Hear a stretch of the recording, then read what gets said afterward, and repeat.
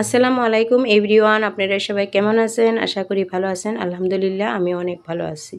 এখানে ইলিশ মাছ বানিয়ে নিচ্ছি। দেখুন, সর্ষে দিয়ে, সাদা সর্ষে দিয়ে বানিয়ে নিলাম। কিভাবে বানিয়ে নিলাম চলুন। এগুলো ইলশা মাছ আমি কুটিয়ে নিছি। এখানে সাদা সর্ষে আর পেঁয়াজ গ্রেন্ড করে নিলাম। দেখুন, অলরেডি সব রেডি করে নিছি। এবার আমি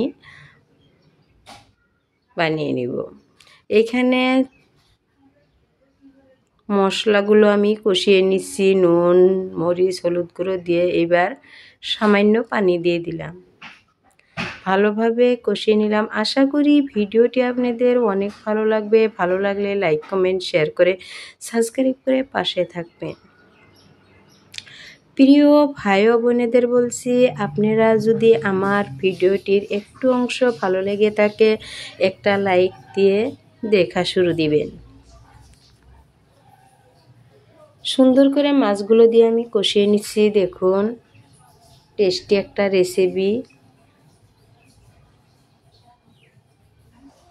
এবার আমি ভালোভাবে কষিয়ে নিয়ে ঝোলের পানি দিয়ে দিলাম। কাঁচা মাছ দিয়ে দিছি, যার জন্য আমি বেশি করে পানি দিয়ে দিলাম। এবার ভালোভাবে জাল দিয়ে নিব, সুন্দর করে নাড়াচাড়া করে। এবার আমি গেছি। চলন্ত বন্ধুরা, দেখুন আমার রান্নার অবস্থা কি। এবার আমি দেখুন সুন্দর করে বলক উঠেছে।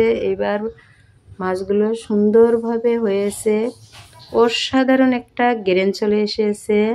মাশাআল্লাহ, দেখতেও অনেক সুন্দর। অলরেডি আমার হয়ে গেল ইলশা মাছের রেসিপিটা।